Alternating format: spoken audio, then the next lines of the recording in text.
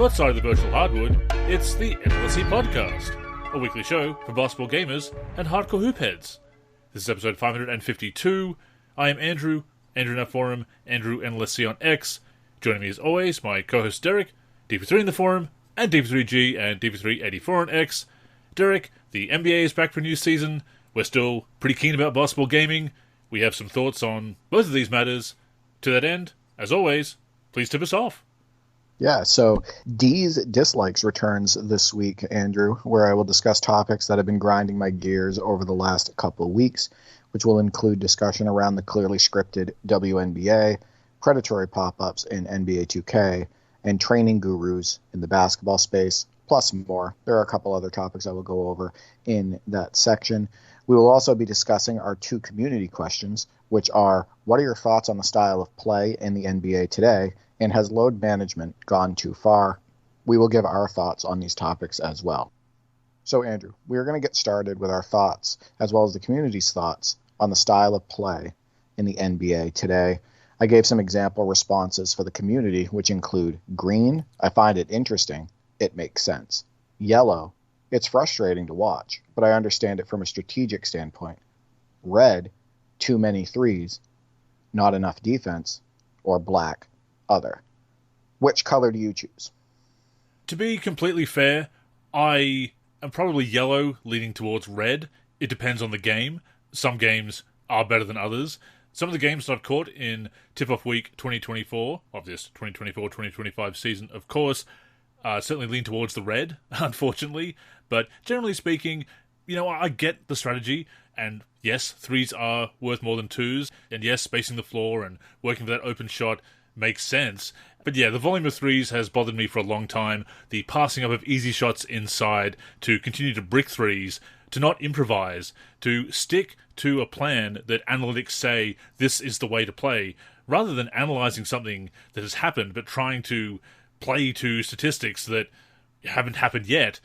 I just don't like that style of basketball. And some games, as I said, are better than others, and teams that do play a bit more of a traditional style, or certainly the style that I grew up watching, I do enjoy those games. But yeah, when it just becomes a three-point shootout, an impromptu three-point shootout in the course of a normal basketball game, Derek, yeah, I definitely do lean towards red when that happens.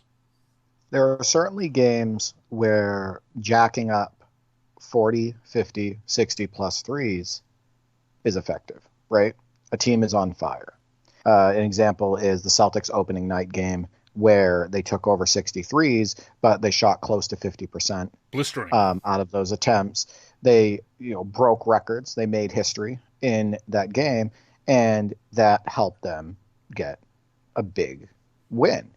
But more often than not, and this is where that breaks down, teams are shooting themselves in the foot by jacking up threes and not deviating. I can point to far more performances from teams where they shoot under 30% from the three-point line, and more than half of their shots in the game were three-pointers, and they lost by under 10 points, right? And I think that I see more often than not bad threes go up. I see more often than not teams losing games the majority of the time because they stick with that same strategy and they shoot a poor percentage, as opposed to going to that mismatch, right? As opposed to getting that switch and getting a big on a small, as opposed to adding variety to their offensive attack, etc. As opposed to, penetrating and attacking the rim in order to try to get freebies. They're called free throws, Andrew, for a reason. Get to the line and whatnot, and get some free points with the clock stopped, etc. So, I can point. I did this probably a couple hundred episodes ago on the NLSC podcast. I can pull up box scores from any game day in the NBA and give countless examples of teams shooting like 20% from three, 25% from three, low 30% from three, and them attempting 30, 40, sometimes 50 threes, and them dropping the game as a result. So I'm not buying into the quote-unquote analytic approach. And I don't think I don't think the numbers say that this is a good idea either. I think it's just the way that the NBA has moved as far as the direction of play style and whatnot, and not just the NBA too, the youth level. Like this is the way a lot of our youth is now coming up in AAU, and the way they're teaching the game in high school. Logo threes, tossing it up from everywhere. Logo threes, right? Exactly. Oh, mid-range bad, Andrew. Yeah, mid-range bad. Don't take advantage of your size. Don't take advantage of your length on the block or around the rim. Make sure that you are a 3-level scorer with your focus primarily on being able to hit that 3-pointer, right? Like it's, I'm not a fan of the way the game is being played at the youth level, and I think that translates directly into what we're seeing in the NBA. And I know that you have a box score example from the recent Bulls game that you watched that you couldn't even finish the game because you were so frustrated watching it. So why don't you share what happened there? Yes, I'm watching the Bulls versus Thunder game. Excited to see that a Bulls game is on ESPN Australia. Get to watch my favourite team. Always a bit more emotional investment, obviously, when it is my favourite team. But it was not a good performance by the Bulls, unfortunately. Had to turn it off, just couldn't watch them struggle. And even though the Thunder won, they were struggling from downtown as well. In the first half, they combined to shoot 10 of 48 from three-point range, the two teams. By the end, they were 23 of 93 combined. That's 24.7%. 70 missed threes. The Bulls were 15 of 53 for 28.3%. The Thunder were 8 for 40 for 20%. The Thunder still won by double digits.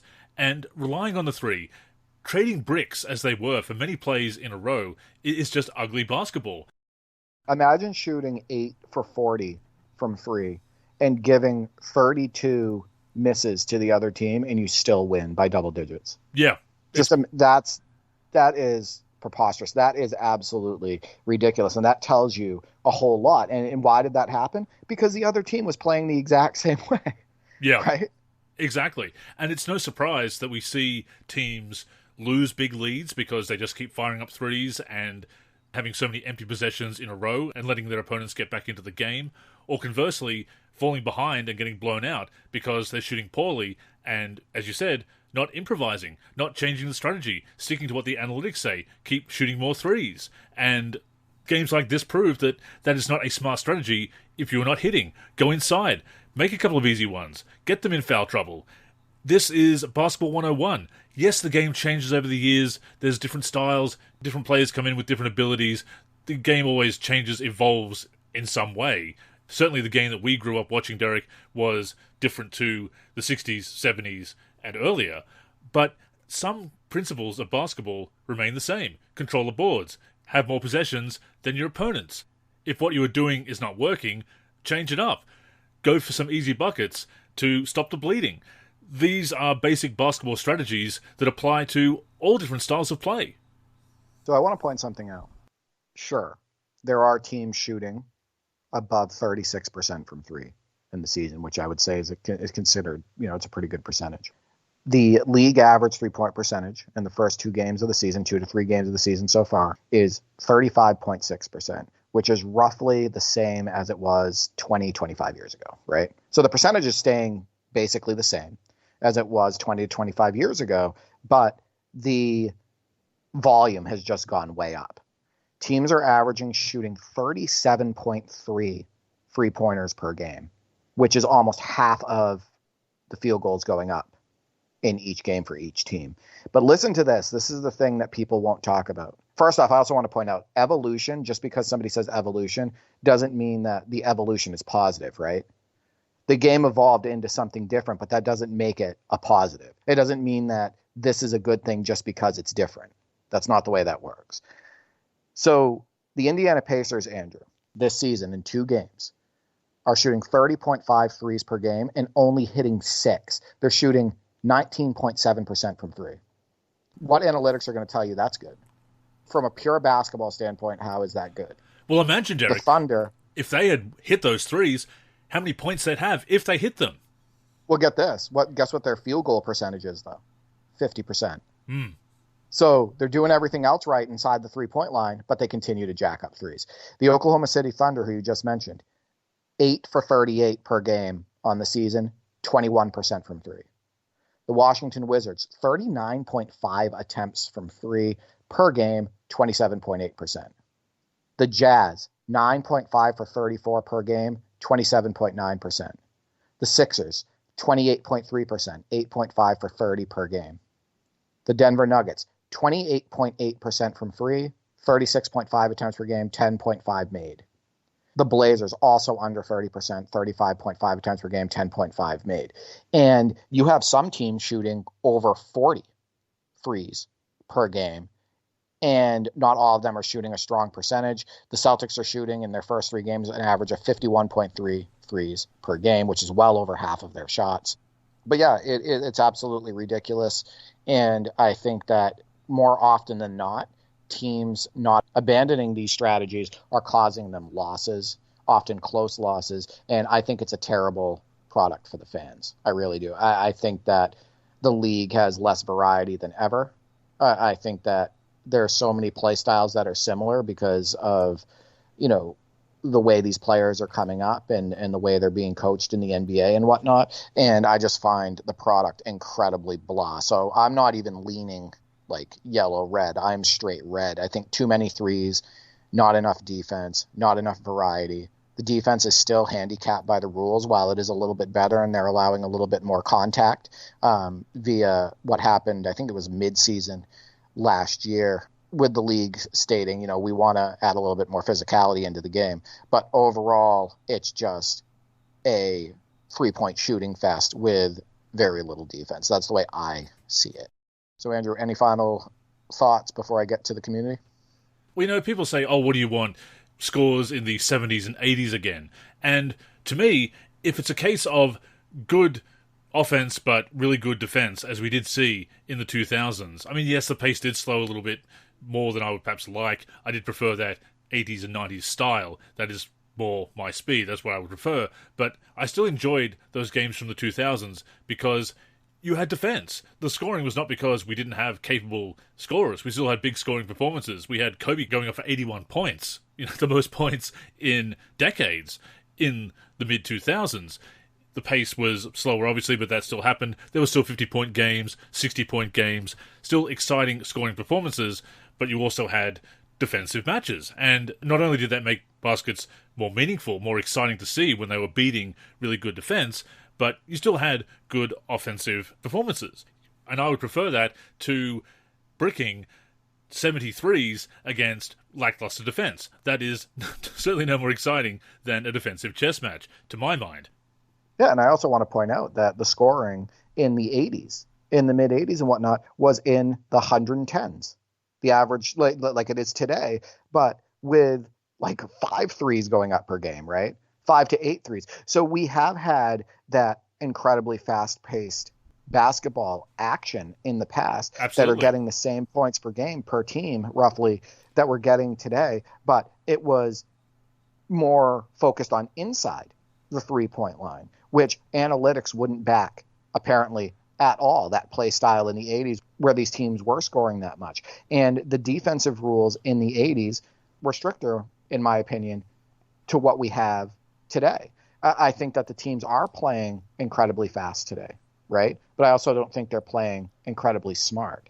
And if you're running from three-point line to three-point line and jacking up threes and whatnot, I honestly don't think that takes as much out of your body as the battles that happened in the paint, right? As the physical nature of the game in the past that was happening in the late 80s, in the 90s, in the early 2000s, mid 2000s, etc.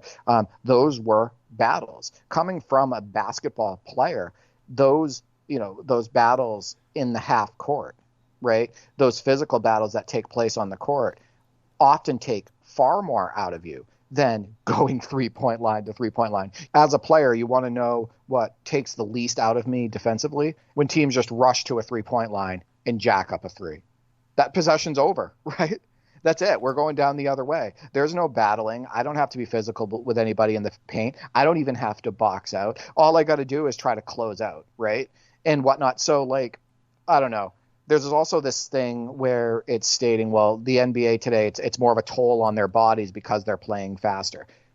It's the way they're playing faster where I don't agree with it, right? It's not the same. I mean, I would think there's a pretty heavy toll on players in the 60s not having the shoe technology of today, or the 80s, or even the 80s or 90s, for that matter. And they were still flying up and down the court. Absolutely. Go watch some of that Lakers footage in the 80s and the Suns and whatnot, and they are like horses up and down the court there, and they're flying to the rim. Look at Byron Scott, throwing it down and catching oops, and Larry Nance and all of that stuff. They had worse shoes by far than what we've had over the last 10, 20 years in the NBA, but they were just awesome athletes, Andrew. Exactly. They've been awesome athletes for decades now. That is not a recent evolution. And one final point here, I'm not opposed to the three-point shot. You and I, we grew up with three-pointers, obviously.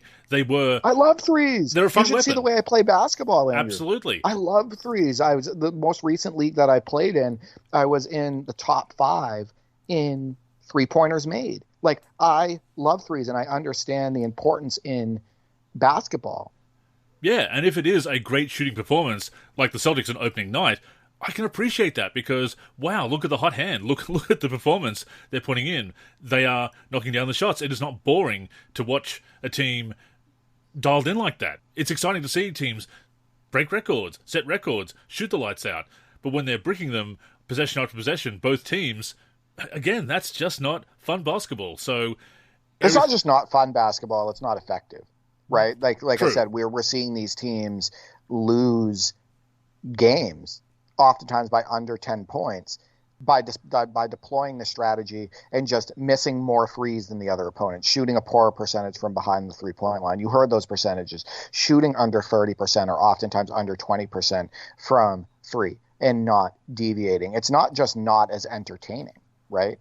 It's not just the fact that it's not as fun to watch. It's the fact from a strategic standpoint, from a real basketball standpoint, it is not effective, in my opinion, the majority of the time. It's not good basketball by either metric, entertaining or strategic. Yeah, absolutely. So, Andrew, we had quite a few community responses, so I'm going to get to those now. So, again, I asked the community, what are your thoughts on the style of play in the NBA today? Just be good. So, at TG So Good states, it's about TV ratings. Where are we supposed to watch the games that we want to see without 1 million commercials, blackouts in our area, or having to pay an arm and a leg? These teams have different network deals. Instead of changing the rules, maybe they don't fix the games. And he puts in parentheses, refs. Yeah, I mean, to his point, I think that the NBA is an entertainment product, right?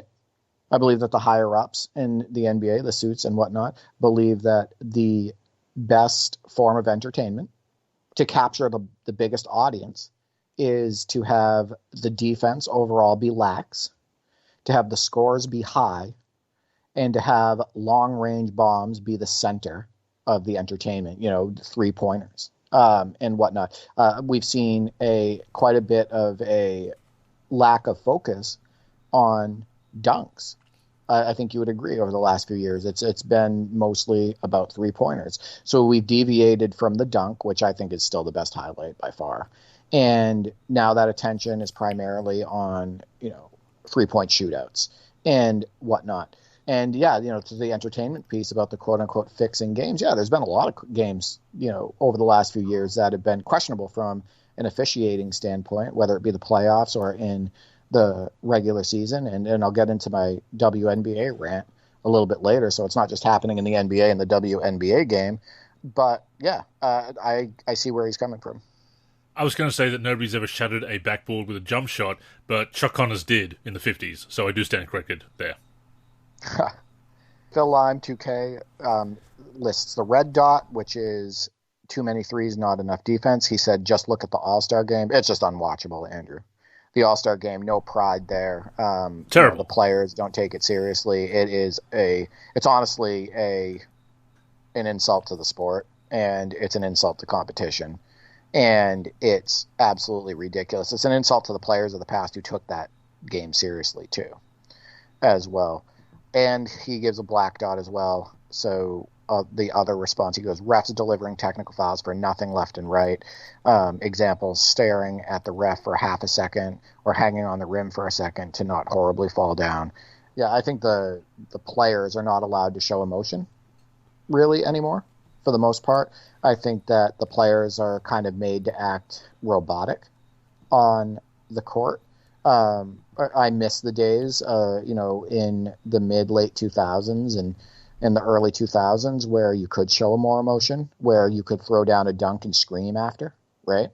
And whatnot, where you could do a little trash talk without the officials stepping in, etc. So, yeah, I see where he's coming from there.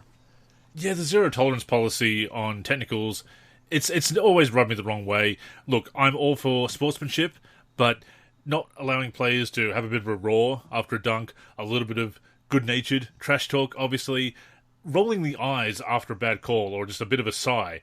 And it's never officiated fairly across the board. Star players always get a bit more leniency where they can just be slapping their arms and barking at the referees, and then a role player just rolls his eyes and is immediately whistled for a tee. So it's never a good look for the league. They've tried it over the years. Every time they've tried it, whether it was trying to cut down on Mutombo's finger wag, the late great Dikembe Mutombo with his finger wag in the late 90s, they tried to legislate against that with technicals, had to, of course, waggle a finger to the crowd, as you know, Derek. That was the get out of jail free card there, or get out of technical free card, if you will. And in the mid-2000s, they tried it again. Yeah, I'm just not a fan of zero tolerance like that. Agreed. Players should be allowed to show emotion in competition. That's the way I look at it. It's what makes the game exciting, yeah. Certainly helps. Royce states, combination of all four, mostly the bottom three.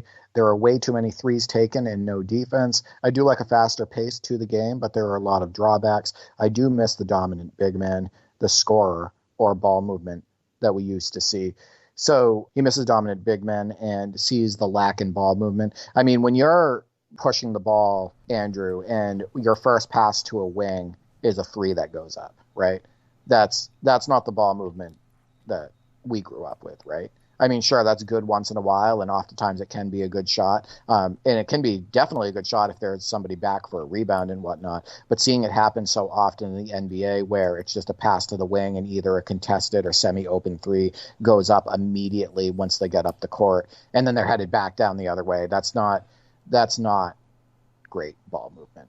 That's something that you can see at all levels of basketball. And it's also a shot that you can get at all levels of basketball, even kids playing hoop. And when I say kids, I mean like junior high, right? Or like middle school kids. They can make that pass and they can chuck up a shot from three off of one pass and then head down the other way. Also, you're bailing out the defense by doing that. I'll say that again. You're bailing out the defense, like I said before, when you do that. And I'll say again about the faster pace. We have had faster pace in the past, and it didn't rely on chucking up 40, 50, 60 threes per team per game. No, it didn't. And I also agree that the faster pace, in theory, is nicer. The store ball, the really grinded out style of play isn't always pretty to watch, obviously. I think it did slow a little bit too much in the 2000s. But this drastic shift in the style of play over the last 10 years, see, that's the thing. People say, oh, you're just nostalgic for the 80s or 90s or whatever. I feel this has happened very drastically over the last 8 to 10 years because the early 2010s was a style that I really liked. I enjoyed it. I loved it. I loved the early 2000s, mid-2000s, late 2000s, early 2010s. I thought it was still really solid. And I think that I think there were too many gurus in the space. I think that there were too many people pushing for, the 3-point revolution, for the game to change, et cetera. And this is what we have now. I also want to point out, Roy said no defense. I don't like to say no defense. I like to say handicap defense or not as good defense, because if you watch, oftentimes there are teams trying to play defense, right? And oftentimes you can see some good defensive sequences and whatnot. But you can also see where often the defender either has lack of effort or they're handicapped by the rules where they feel like they can't touch the ball handler, or they can't touch that player in the post, or that player that's driving, they feel like they can't get a forearm on them or impede their progress, etc. And that's where oftentimes it looks like a free-for-all, and the defense, is at a disadvantage. Sticky Fingers states, too many threes, not enough defense.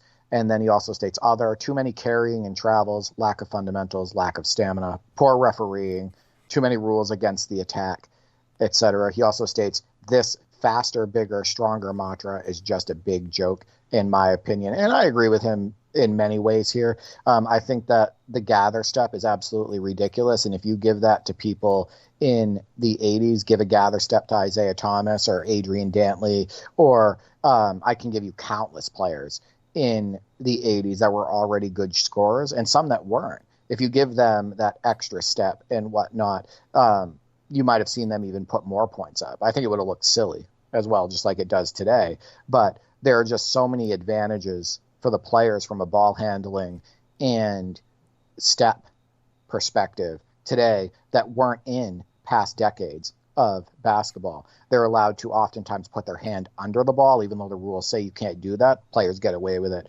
all the time. The hesitation dribbles are unbelievably obvious carries, but they allow them to take place and whatnot. And then, like I said, players getting away with taking 3 steps pretty often. And yeah, bigger, faster, stronger. Funny they keep saying that, but the league is actually putting out lineups shorter than ever and smaller than ever. I would say that this is the most undersized bigs that we've ever had in basketball history. Teams routinely trotting out somebody 6'7" or 6'8" at center, going full small ball lineups consistently, sometimes starting with those lineups and whatnot. And I would definitely not go on the side of stronger either. So I see where Sticky is coming from. There's a lot more big men these days that are closer to Manute Bol in stature than David Robinson. I'll say that. Yeah, I think that the focus in the game is not on strength or size. I think it's mostly focused on speed and the ability to shoot threes. Not even if you're not even good at them, right? Like just your ability to shoot them. Like I can shoot one, and every now and then I can hit it.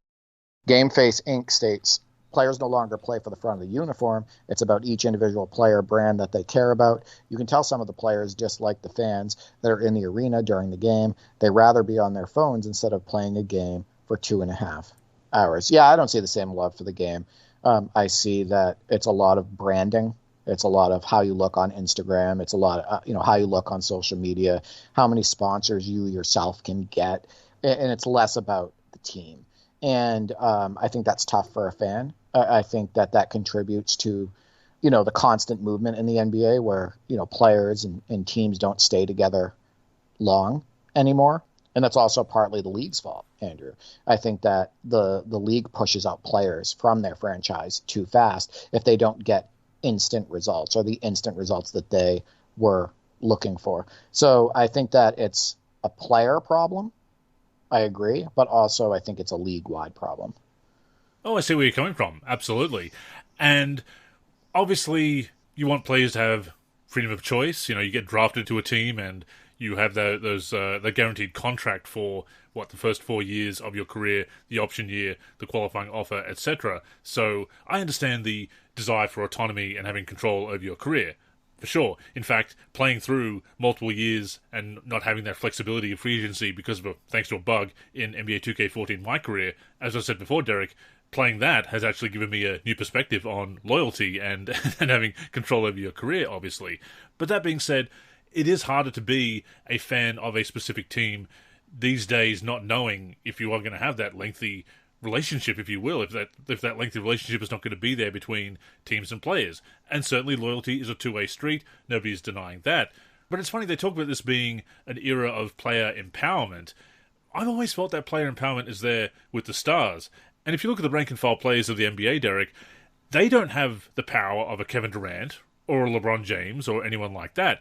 Certainly, if you are a player of that stature, you can have control of your destiny, especially at this point of your career. But if you're a star player and you say to your team, look, I need us to get better, trade whoever you want, are those players that are getting traded here and there to please the star, do they have empowerment? I don't think so. I don't think so. I think that's why I said it's a combination. I think that players are often abandoned by their franchise quite early, right? without giving that player a chance to develop. The league itself right now is younger than it's ever been.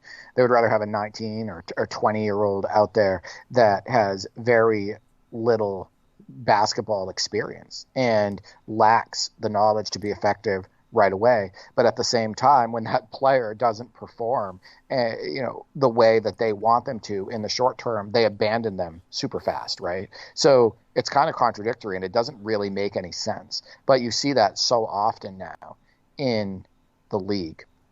Rock at Jeff Cortines just gives the red dot, so too many threes, not enough defense.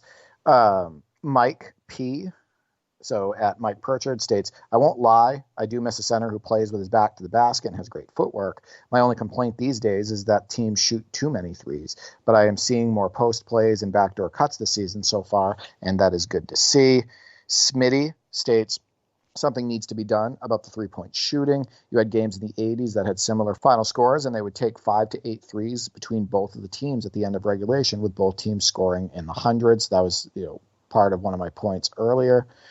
He also states, I do like this idea about making the three-point arc a legitimate arc that eliminates the corner three ball, but they got to do something about this load management, as it doesn't do anything. Maybe they need to add a salary penalty with it. We're going to get into load management shortly, Andrew. That's going to be our next topic, and we'll touch briefly on that. But yeah, I don't agree with getting rid of the corner three. It's been around forever in basketball, and I think that it should be a strategic part of the game. But I understand what he's trying to say. He's trying to say, let's get the number of three-point shots going up, down. Oh, for sure. I do like the corner three as that fun weapon, that kick to the corner, and it's a tougher shot, obviously, from the side. No backboard to aim for, unless you're Tim Duncan, I suppose. The incredible bank shots he used to make from almost 90 degrees. But again, I see the logic behind it and wanting to do something about the huge amount of threes. Hey, and sometimes they allow you to travel on your corner threes, like Ray Allen when he was with the Heat, that big playoff game.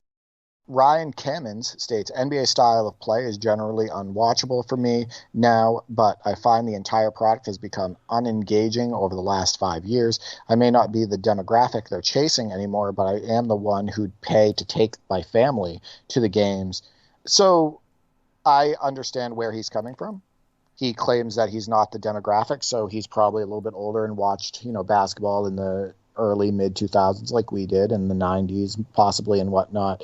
He appreciates that brand of basketball, and he finds today's product mostly unwatchable, just like us. And this is something I actually touched upon in a recent Monday Tip-Off article. The age of gatekeeping and the gatekeeping of age is that it feels like people saying, well, you've just grown out of it, it's not for you old heads anymore.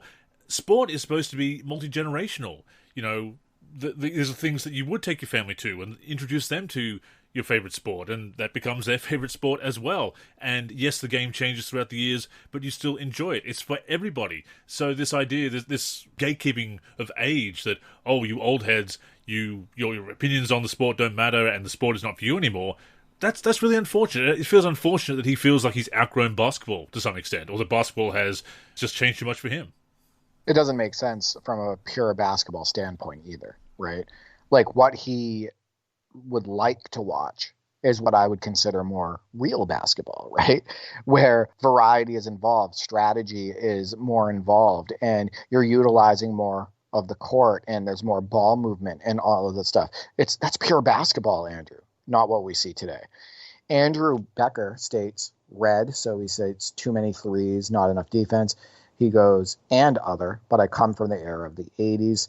Him at Shrek 2 Fanboy states, between green and yellow for me, the NBA actually changed how they called fouls midway through last year, and I feel that it's led to a tougher brand of basketball. We're entering an era mixed with great shooting, but a toughness that the 2010s lacked, in his opinion.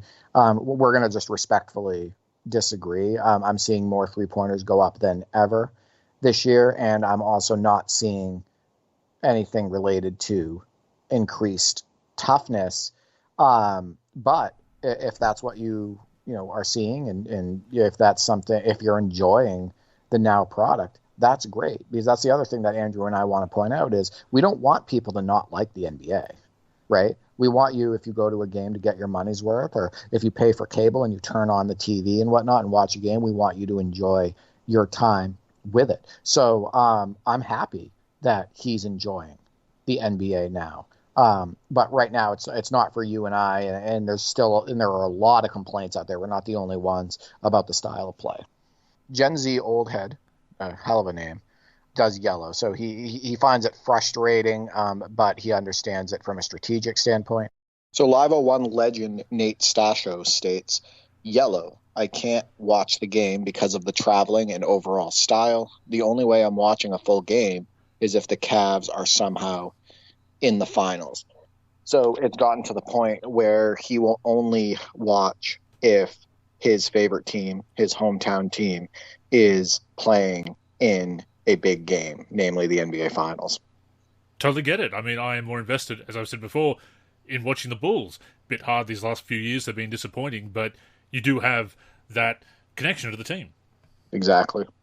The other NBA Live 2001 legend, Roger Ward, states, there's a handful of teams I enjoy watching, but seeing 40-plus threes a game and halfway defensive efforts on a nightly basis has really hurt the overall enjoyment. Playoff basketball is still good. So I think a lot of fans today are like Roger. During the season, they may keep tabs on what's going on, what the team's records are. The statistical leaders maybe watch some highlights, but they're not going to be watching full games until the playoffs because they think that the action is better, the competition is better, etc. in the playoffs. And the thing is he states 40-plus threes, go up a game. I think the big picture of this, why it's really frustrating to watch the fans sometimes, is because it's not just 40 threes that go up a game. That's per team, Andrew, right? And oftentimes that means 80 go up per game. And a lot of times what we've seen at the beginning of the season is 45 to 50 threes go up per team. We're looking at like 100 threes going up a game and maybe only 30% of the shots or something like that being inside the three-point line. So, yeah, the variety in the game isn't what it used to be. And those threes are not always good looks, so it becomes very ugly basketball. Bricking threes, trading bricks from downtown, not very exciting to watch. No, I'm definitely with Nate and Roger here. And yes, the playoffs, the higher stakes, the quality of play is better. Obviously, you do have the top 16 teams in the league, theoretically, so it is a bit more exciting. And it's a shame, as we've said before, that the regular season always was that fun marathon back in the day. I actually just bought some games, treated myself to some games from Pontel, the international home video provider for NBA games. Actually got some classic regular season games from the 90s on DVD. And they're fun to watch. It used to be so fun to have that roller coaster ride during the regular season, the ups and downs, and seeing teams compete, jockey for position, etc. And then, of course, the playoffs was just the culmination of a fantastic season, in the best case scenario, obviously. So yeah, it is unfortunate that the regular season is just there's kind of a lazy, lackadaisical attitude towards it, and that there is that sloppy basketball until we get to the playoffs. It used to be great all year round. And then we did have a response on Discord as well, Andrew. ZCB44 states, I view it from a positive standpoint. Things evolve over time, and the NBA is no different. I still enjoy it quite a bit. However, the league should maybe consider making hand-checking legal again. I feel like the offensive talent is great enough around the league these days that hand-checking wouldn't tank numbers too much, and more physical play would be allowed. So he wants more physical play. He states that things evolve over time, so he views it as a positive standpoint. So where I disagree is you're stating that you look at it as a positive because things evolve over time and the NBA is no different.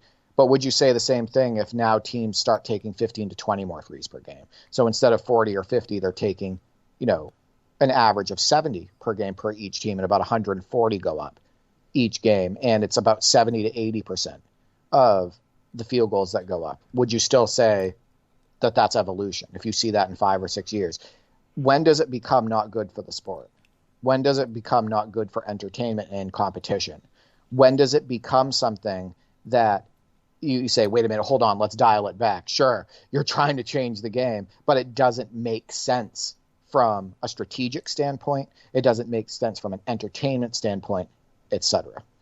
I mean, I'm not going to tell anybody what they can and can't or should or shouldn't enjoy, obviously, To add to the evolution argument, I mean, look at the mid-2000s that we were talking about with that slower pace. A lot of people felt that was the wrong direction. That's why they changed the rules and tried to make it more offensive-oriented again. So not every change is good over the years, and that goes back decades, of course. So I do think from time to time there are bad decisions, bad moves, and that's where you need to course correct. And for our preference of the game and what we enjoy about basketball, I think there does need to be some course correction here.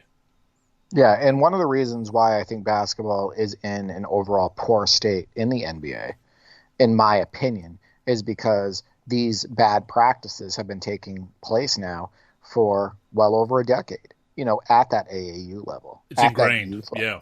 And whatnot. Yeah, it's ingrained in these players. It's ingrained in the league and whatnot. And so bad practices over time can absolutely destroy a product. And a couple of responses from our Facebook page here. Jose says, they killed the bruiser and the post battles. No true rivalries anymore. Chad says green, so is in favour of the current style of play. And Kendall adds, it's making the most of these skill sets available. I would respectfully disagree with that because you look at the shooting percentages and some of the percentages that we cited in this very episode, I don't think it's really showing skill or taking advantage of the skill sets. But once again, if you are enjoying that style, I'm not going to say that you shouldn't. That would be arrogant of me. I will say this. Where I agree with him is that a lot of these players are coming up with that limited skill set, with the focus on that three-point shot, with this is what you need to have in your bag to get a good look from downtown, True. Right? This is where you need to be on the floor most of the time to be the most effective and whatnot. So where I will agree with him is these players that are coming up, you saw how weak the draft was this year. Oh my God, ridiculous. But you see the players coming up and you see them hit the court and you're like, I wonder sometimes when I'm watching, I'm like, can this guy do more? Right? What is he going to give me inside the 3-point line? And so sometimes the league is flooded with these players that, in my opinion, are super one-dimensional, are players that, feel like the majority of their offensive repertoire and where they need to be on that side of the floor needs to be behind the 3-point line. Before we go on, a reminder that the NLSC podcast comes out every week on the NLSC, NBA-live.com, as well as our YouTube channel. We're also on Spotify, Apple Podcasts, and other podcast apps. If you're listening on any of those apps, we'd greatly appreciate a review. To keep up with the show and everything we're doing with basketball gaming in general, connect with us on social media. On Twitter and Facebook, we are the NLSC. We also have an Instagram, NLSC Basketball, and on YouTube, we're youtube.com/NBA Live Series Center. Once again, visit us at nba-live.com, where in addition to the podcast, you'll also find all of our original content, as well as our forum and modding community.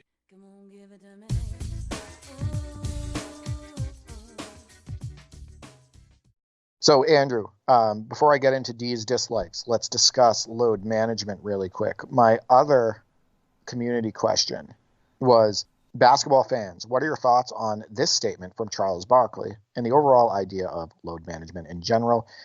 Charles Barkley recently stated when talking about Joel Embiid, he said, he just signed for 3 years, $193 million to play basketball. We're not steel workers. We're not nurses. We're playing basketball at the most 4 days a week. And then Shaq also kind of echoed that sentiment. He's not in favor of load management. He states when talking about Joel Embiid, you don't get double teamed. You don't get triple teamed. All you're doing is pick and pop. Why are you tired?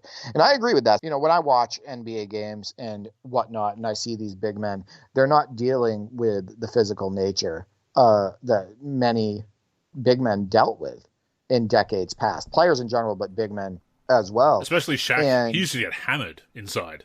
Right, he used to get hammered all the time. But Joel Embiid is often operating in that high post or from the top of the key. And when he is on the block, oftentimes it's on, a singular defender and whatnot. And that defender has to be mostly hands off and kind of, Joel Embiid methodically in kind of slow motion, in my opinion, kind of gets to his move, gets to his spot, scores, and kind of trots his way back on defense. Hardly ever see him running hard and whatnot. So agreed, and it's not just with Joel Embiid, so we don't want to just, spotlight him. It's just a league problem in general. Like, why can't these players play 82 games? Why can't they play 75 games? Why are they struggling oftentimes to hit 50 games? Guys like Joel Embiid and whatnot, and players who don't even have a history of injuries in the past. I think that it's a disservice to fans. I think that it's not fair to the fans in general. I think that it's bad for the league from an entertainment perspective. I think it's bad for the sport. I think that Barkley and Shaq are right. I think Kevin McHale also echoed similar comments when he was done coaching the Rockets, when he stated, does he not know of like players working in the mines, right? Like in the coal mines and whatnot? Is he unaware of these second jobs that these players have?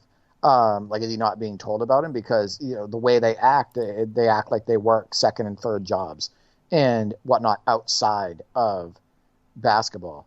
I understand that these players were often run into the ground at the AAU level and whatnot. They were playing a lot of games. But one thing that bothers me with that point is that the stars from the past, Andrew, were playing all the time as well, right?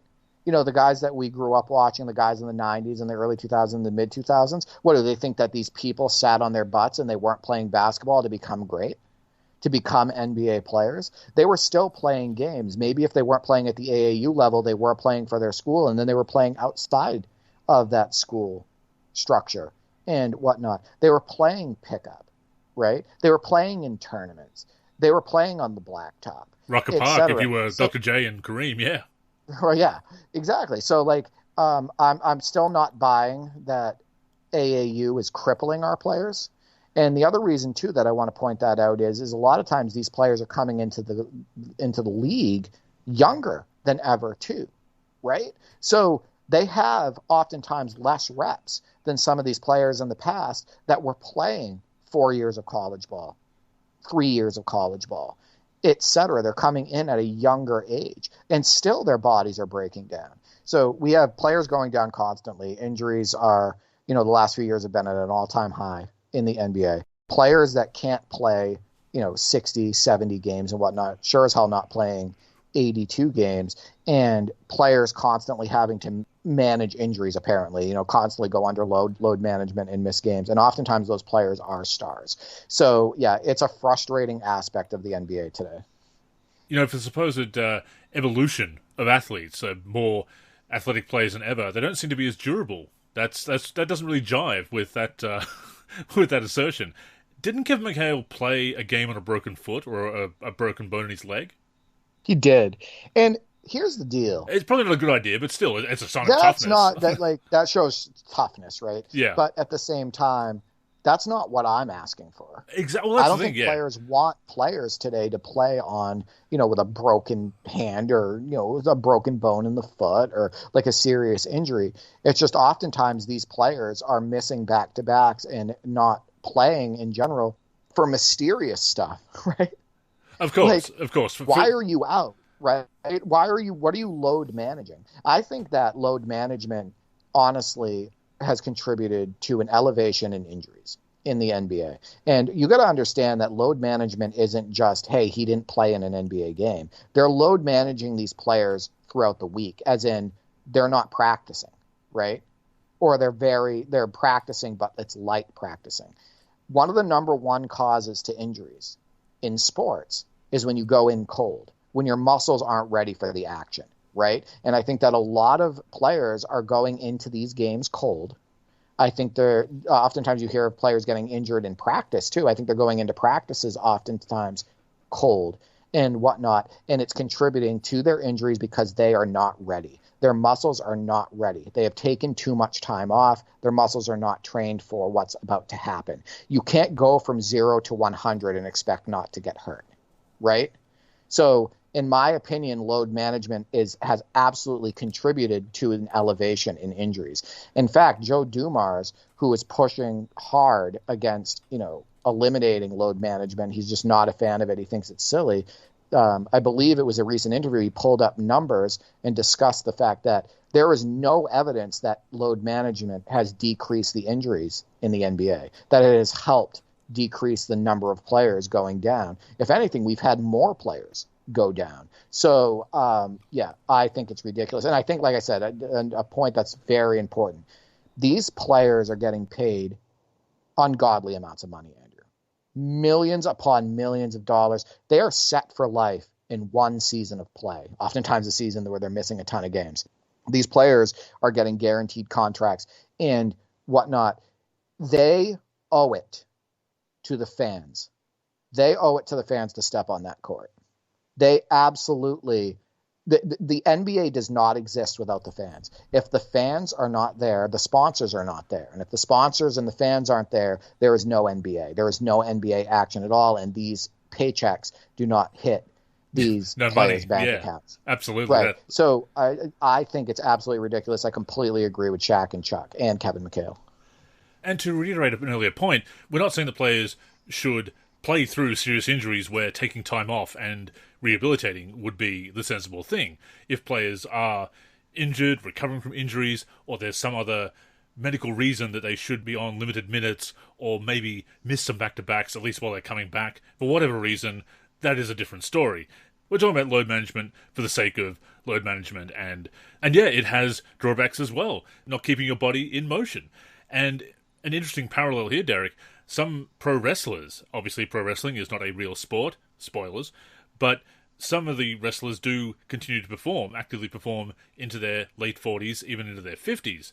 And some wrestlers who have continued to wrestle into their 50s have noted that just wrestling a couple of times a year is actually harder than when they were on a more full-time schedule, because they're not constantly taking the bumps. They're not used to wrestling, basically, not physically performing throughout the year. So while they do get to recuperate from all the damage they've taken from slamming into the mat for decades as they have, because they're not staying in motion, because they're not continuing to wrestle, they are going in cold, to your point. And it is actually harder to get up for one big match a year, than to wrestle a few. So this goes for anybody who is performing athletically, shall we say. And it does nothing for the fans. It just sucks it sucks for us watching on TV, right? To turn on a game and see that the stars are sitting out for load management. Imagine if you're paying all that money, possibly also traveling and the cost involved with that, to see the stars of the NBA, and you turn up and, they're not playing tonight because of load management. It's just not good for the game, and potentially not beneficial for the players' health either. So I'm just not a fan at all. I agree 100%. Wrestling, it's hard for me to compare, at least from like the WWE level, because of the amount of drugs that are involved, that are known involved. But that gets me actually to Steven's first response. So at the Live King, I asked the community what their thoughts were on load management, if they agreed with Barkley. Steven states, blame the fast style of play along with a lot of the drugs they're probably forcing players to take. Kawhi trainer suing the Clippers for bad practices on Kawhi. See, I want to point something out. Kawhi Leonard had an ACL injury. I had an ACL injury, right? Of course, I can return earlier from my ACL injury to local leagues and pick up. I'm not a professional basketball player, right?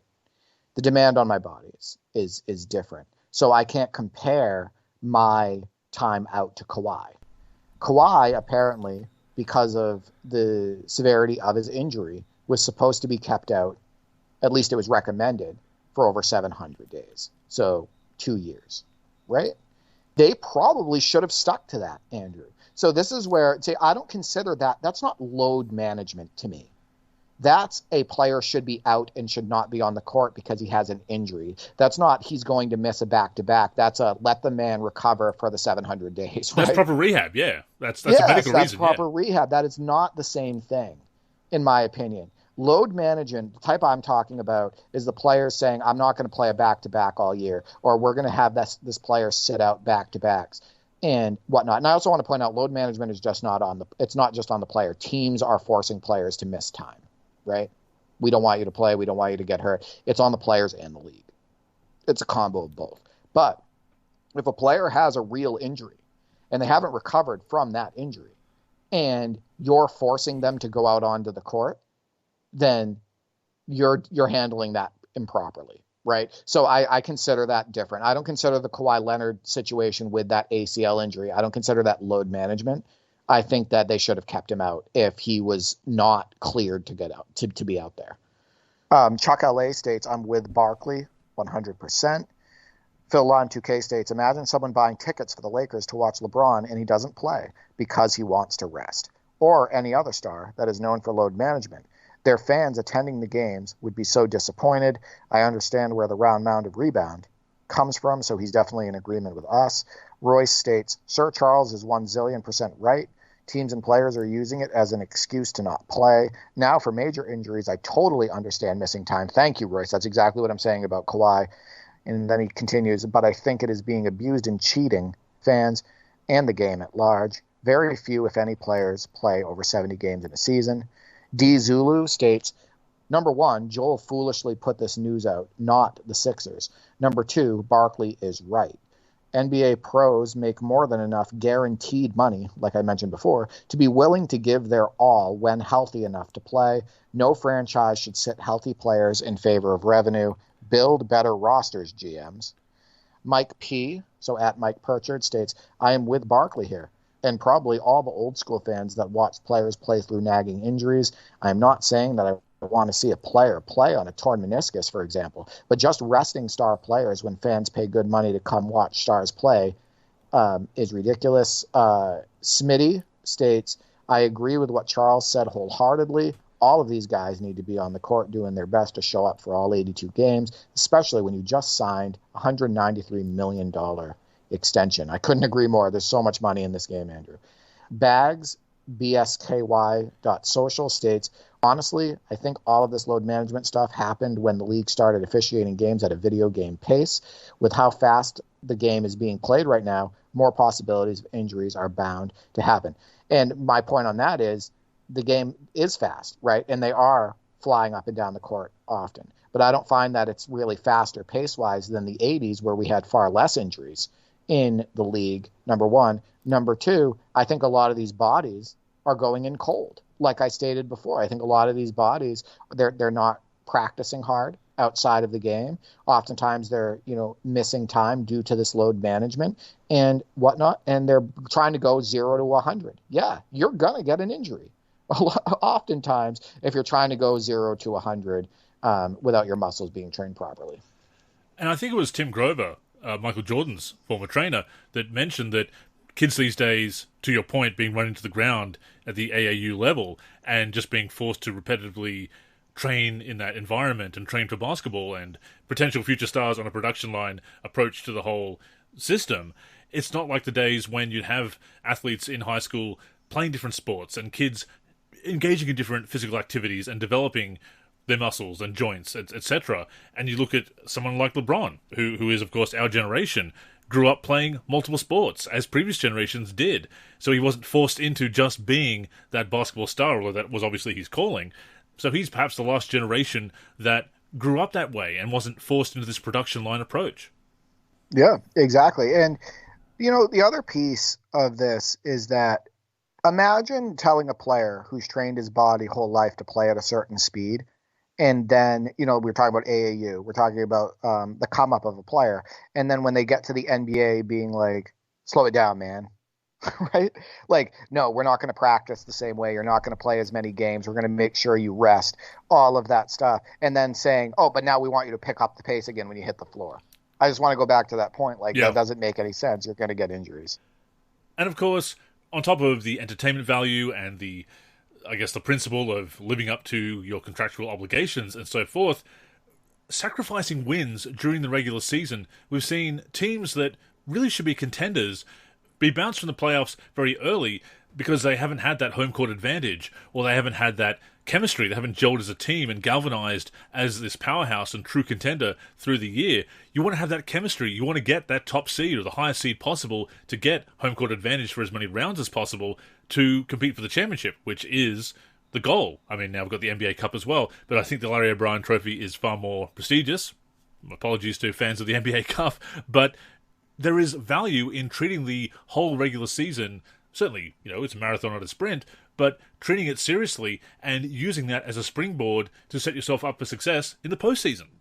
Bottom line is it's not a winning formula for the fans from an entertainment standpoint, from a competitive standpoint, etc., or from an injury prevention standpoint.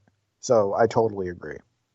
And a few more responses on Facebook here. Kendall once again says, for someone as injury prone as Joel Embiid, it's totally the right move. Jamal says, Charles is right.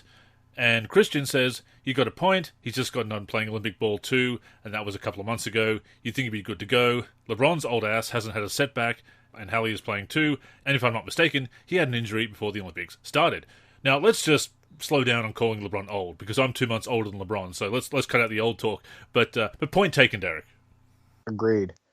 So, Andrew, we're going to finish off this podcast with D's dislikes. So these are things that have been grinding my gears over the last couple weeks, and I'm going to kick this off with the WNBA Finals and the WNBA overall not being able to get out of its own way. Andrew, if there was ever what appeared to be a predetermined outcome, if there was ever a series in sports that I was positive was rigged, it was this year's WNBA Finals, specifically Game 5. And trust me, I'm not the only one who thinks this. Look at the reactions on social media. In Game 5 of the WNBA Finals, Ionescu shot 1 for 19 from the field for the Liberty, and Breanna Stewart shot 4 for 15. And the team itself shot 30% from the field. They also shot 2 for 23 from 3. And while the Lynx didn't light the nets on fire, they did shoot 7% higher from the floor at 37%. What kept New York in the game? Free throws, of course, which is a true sign of a rigged game, where the Liberty took 25 to the Lynx 8, despite the Lynx having Collier, who is known for being one of the best players in the league at getting to the line. She took 0 free throws. On the final play in regulation, with just a few seconds left and the Lynx up 2, Breanna Stewart caught the ball beyond the three-point line and with no dribbles, shuffled her feet to the free throw line. It was like 4 or 5 steps. She then threw up a wild shot with both Lynx defenders' hands straight up, and the refs sent Stewart to the line, which ended up sending the game into overtime because she made both free throws. The play was reviewed, Andrew, and the referees threw all facts out the door and let the play stand. Adding insult to injury is the fact that the WNBA commissioner herself went to this game in a New York City skyline dress. Imagine the conflict of interest in there is obvious. That is ridiculous. So in conclusion about this, Andrew, the WNBA did a miserable job this season as it relates to taking advantage of increased attention. Big media tries to play it off like the fans turned this season into a race war when it was absolutely the media, the league, and some of the players who were at fault. Instead of celebrating Caitlin Clark and her come-up, Asia Wilson's monster season stats-wise, and the ridiculous talent of so many others in the league, including but not limited to Jackie Young, Kelsey Plum, Napisha Collier, etc., they turned the entire season into a drama-filled, scripted race war with very little focus on actual basketball. Get that crap out of here. You focus on basketball, you celebrate the players, you celebrate them fairly, and you don't pull off all of that scripted BS that I mentioned. What a disappointment the WNBA was this season. I think that they couldn't have handled the increased attention any worse. It is a shame because they did seem to be building that interest and goodwill, and they've obviously got those stars to build around. I didn't watch the WNBA Finals. I saw some clips on X, but I did hear about the controversy and the shooting discrepancy and the free throw discrepancy. And yeah, that is just a very unfortunate end to a season that, obviously, as you noted, had some controversial elements, but also a lot of goodwill and people showing interest in the league. Exactly. Next up on D's dislikes is shooting gurus. So shooting gurus, Andrew, I don't know if you've seen the changes to Chet Holmgren, Jeremy Sohan, and Mikal Bridges' shots. They look absolutely ugly. Oftentimes they actually have a hitch in it now where they didn't prior. The shots are no longer smooth, and apparently this is supposed to be better for the player. Gurus trying to change these players' shots that they've had most of their life, at least, since when they grew into their own body and their own wingspan and whatnot. I just think it's oftentimes detrimental to the player. I'm sick of gurus in the space in general hurting the sport, whether it be some ridiculous cone and chair drills that some of these new gurus are doing, throwing a ball up against the wall and catching it with one hand, then catching it in the other hand and all of that stuff, doing that for an hour or whatever, as opposed to actually using able bodies to be out there and actually play basketball and work and finishing on contact and doing, more basketball related stuff that's going to make the player actually better, etc. I just think there's way too many physical training gurus in the space, etc. It's just getting old, and I'm not a fan of it. Most people that listen to our podcast have seen on social media some of these ridiculous new training techniques that are being used in basketball, and I sometimes see them comment on those posts, and it's like, what the hell is this? How is this supposed to help the player? In reality, I don't think it's supposed to, my friends. I think what it is I think it's just a new guru idea. It's something new in the sport, and they want to promote it as a new idea. And I just think it's ridiculous. Too many people watching the Karate Kid trying to be Mr. Miyagi, wax on, wax off. But you look at the term guru, it's becoming synonymous with snake oil salesman, quite frankly, with some of these techniques. The love guru that destroyed Mike Myers' career, obscure reference. But no, I totally agree. It does seem silly. My next dislike, Andrew, is commercials in video games. It happened, Andrew. Yeah. Alan at Alan Simulations on Twitter showed a video. With the video, he states, "I just saw a Kia commercial on the main menu of 2K25, LMAO. Growing up, I never would have thought gaming would get to the point where I'm watching commercials on a video game. But here we are." And the number one response was, "Bro, I had this exact same thought yesterday. $70 for a game, and you get spammed with ads every time you load up." Yeah, this was ridiculous. And it wasn't even a Kia commercial that had an NBA player in it, from what I can tell. It's just like a Kia commercial that you would see on cable, right? On a non-NBA network, just promoting one of their cars. And it's the exact one that you see on TV and everything. Get this crap out of our video games. Get this crap out of here. We should not see commercials in our video games. I'm going to have to put my hand up here and admit that I had a bad take on this once. I once said that, if you see some real advertising on Dorners or whatever in games, that's just a bit of realism, obviously. You know what, Derek? I was wrong. That's just opened up the door to all kinds of advertising in games. And it's ridiculous when you have advertising in a AAA game, a full-priced AAA game that is akin to a mobile game. Look, if I download a free mobile game, I have a few on my phone, time killers on my mobile, that do have ads. Some of them you can pay to remove the ads. I don't, because here's the other thing about mobile games these days, Derek. A lot of them, it's not permanent removal of ads. It's like a monthly subscription to get rid of ads, or just for a couple of weeks sometimes. It's ridiculous. And of course, I don't bother with that. But to see it in AAA games as well, like NBA 2K, that's really disgusting. I think there's a difference between having the true ads on the Dornas like they are in real life and whatnot, and then when you turn on the game, getting pummeled with a commercial as part of your main menu, right? Like, what's next? Are they going to actually have, when you call a timeout in the video game, a Kia commercial pop up? Oh, of course. Well, we've seen it. In my career, the Gatorade timeouts are unskippable for the first 15 seconds, or I think it's actually 30 seconds now. So we've actually seen that advertising be unskippable in a subtle way like that. And you're right, obviously it is different with the Dorner ads. I'm just saying famous last words, right? I said, I'm okay with that kind of advertising.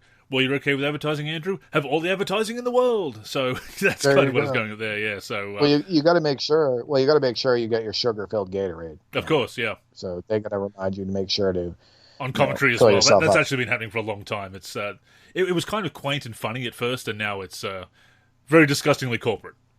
So another D's dislike, Andrew. Dwyane Wade's statue that was unveiled in Miami. And as the NBC News article states, fans are contending that it looks nothing like him. And I completely agree. And even Wade, during his speech after the statue was unveiled, stated, "Who is that guy?" And Yeah, I think there's a lot of people that are saying it looks more like Lawrence Fishburne. But basically, people are stating it looks nothing like Dwyane Wade. And I'm looking at this thing again right now, Andrew, and I can't believe they released this. I can't believe that they allowed this to be unveiled. It looks like something that they should have started from scratch on. I know that, countless hours probably go into this, and no disrespect to the artists, because I'm sure they're amazing. Apparently, from what I heard, they were also the artists who did the recent Kobe statue that went up, which I think was also contested as far as the quality of it. But also, they did a Jordan statue, and I don't know if it's the one that you mentioned in the Discord chat or whatnot, but that one was really good, right? The Jordan statue. But yeah, this looks absolutely nothing like Wade, and I think that the majority of the responses are, this is terrible. And it kind of went viral, actually, the other day after it was unveiled. And I didn't see any positive responses about it. I think my favorite response was, "Oh, I'm glad that Antoine Walker finally got a statue." That was a good call there. Lawrence Fishburne, as you say, is another frequent reference here. Yeah, really, really bad likeness. In fact, that Kobe statue that you mentioned also had a typo, had a spelling mistake for a long time. I think that's been corrected now. But yeah, not a good run for player statues recently. Agreed. And do you remember the one that was unveiled of Allen Iverson where he was like a miniature? Yeah. And it didn't even look like him. Yeah, we haven't had a good run of statues over the last decade plus, and I'm not sure why, but I hope that the next legend who gets a statue gets one that actually looks like him. So, Andrew, my last D's dislike for this segment is VC pop-up when turning on NBA 2K25, which started after the latest patch. And you can't avoid the pop-up. So you and a bunch of people were complaining about this. There were some posts on social media about it. Basically, you turn on NBA 2K25, and right when the main menu comes up, you get hit with a VC pop-up, and it's like, hey, purchase this, 50,000, 100,000 VC, 250,000 VC, and it lists the prices and whatnot. And if you hit A on your controller, like on an Xbox Series X controller, for example, if you hit A, it sends you to the purchase page, right? If you have your wallet connected, you could easily, almost accidentally purchase VC based on this predatory pop-up that hits you, and you can't avoid it when you first boot up the game. How predatory can you be, right? A pop-up that you can't turn off, and it hits you, and they make the button mapping so if you hit A on your controller, which is the primary button that pretty much everybody uses to skip, and they know that, to skip something, it actually sends you to the purchase, to purchase VC. Like, stop being predatory to the consumer base. Stop it. They've already paid for the base game and whatnot, and you're already making loads of money off of my team, your predatory practices in my career. Get that crap out of here. Just like with the Kia commercial, but this is even worse. Get that out of here. That does not belong. Stop being predatory. Stop taking advantage of our youth. It's BS. Shameless. It's absolutely shameless. I agree. And once again, it does remind me greatly of mobile games and ads in mobile games, that they'll often have the skip button that pops up on the touchscreen in a way that you can accidentally press the link to go to the store to download or indeed purchase the game. So it's definitely by design. And of course, most people are pushing back on this, but I will say, as I always do feel compelled to point out to anybody who does want to defend it, that it is predatory, that it is annoying. It shouldn't be this way in a full-priced game. And once again, I don't want to tempt fate here. If it popped up once a week, I still wouldn't be in favor of that, don't get me wrong, but that would be more reasonable than this, at the very least. I will give it that. I still wouldn't want it to happen. I still don't think these ads should be in the game like this, and pushing those microtransactions as hard as they do, implementing it in a way that accidental purchases are possible, or that kids can very easily be pushed into that if their parents' credit or debit card is connected to the account, obviously. Just don't defend this stuff. And again, most people aren't, but if anybody is going to shill, just don't. This has no place in games. I will say, once again, with this and the Kia commercial, like 99.9% of the feedback is like, get this crap out of here. Yeah, as it this should is be. Again, this is 2K, this is the suits trying to make their sponsors happy. And, with the VC case, doing whatever they possibly can to get more money to hit their bottom line, to get those bonuses paid out and whatnot, and to entice people with these predatory practices, with the gambling mechanics, to put more money into their game, to either help with, their My Team roster, or to, skip some of the grind and be able to upgrade their player and all of that. But like I said, get that crap out of here. Stop taking advantage of people. And look, it is unfortunate that these issues have presented themselves. It is very cathartic to grumble. Clearly, a lot of people in the community do feel as we do, but hopefully you've enjoyed our discussion of these topics. Lots more fun stuff to come, though, Derek. We're still connecting to play games. I've got a couple of modding projects in the works. Got a lot of fun videos to go up very soon. A lot of fun videos have gone up recently, actually. Another great top 10 countdown, of course. A spooktacular one, in fact. I really enjoyed putting that together. I enjoy the themed top 10s, and people have been submitting great highlights, and I appreciate all the people who submit week in and week out. I also want to point out that keep an eye on the NLSC YouTube channel. We had a recent NBA Live 2000 gameplay video go up. We're playing games from all different decades and uploading that footage. Oftentimes we're playing together, or I'm playing with my brother, or Andrew is playing against the computer, etc. But all in all, it's supposed to be for your enjoyment. We're uploading those videos for you folks to, be able to watch them and, maybe look back on a classic, reminisce with us and whatnot, or, fawn over a current game and whatnot, like with my NBA 2K25 videos. So yeah, keep an eye on the NLSC YouTube and all the things we're doing, NLSC content related. And of course, if you have any suggestions of games you'd like to see us play, let us know and we'll try and get them into the rotation, Derek. Absolutely. With that being said, that has brought us to the end of this week's show. As always, thank you for tuning in, and please join us again next week and every week on the NLSC, nba-live.com, our YouTube channel, or wherever you listen to podcasts. In the meantime, make sure you're following us on social media. That's where you can get in touch with us, and of course, stay up to date with all of our content. So Derek, go ahead and plug the handles. Yeah, you can reach me on X, formerly known as Twitter, at D43G and at D4384. I'm also on the NLSC, D43, and on YouTube, D43. As for me, I'm Andrew in the forum and Andrew NLSC on X. The NLSC is on X and Facebook at the NLSC. We're also NLSC Basketball on Instagram and Threads. We're on YouTube at NBA Live Series Center.